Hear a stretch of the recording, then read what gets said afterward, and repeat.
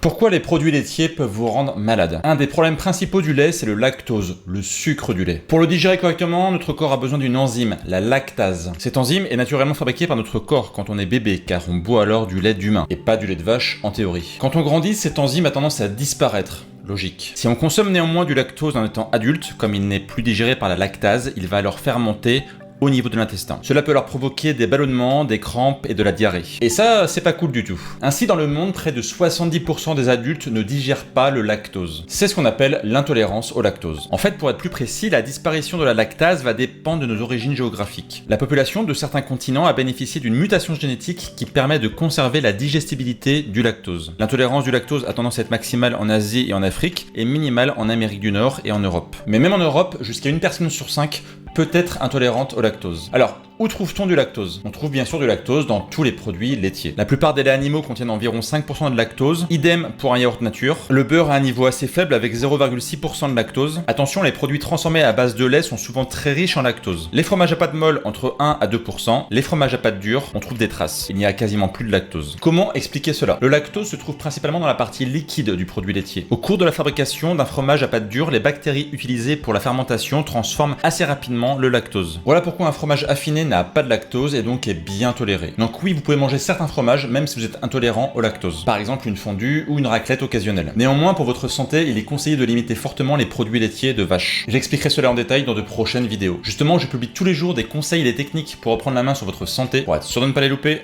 pensez à vous abonner.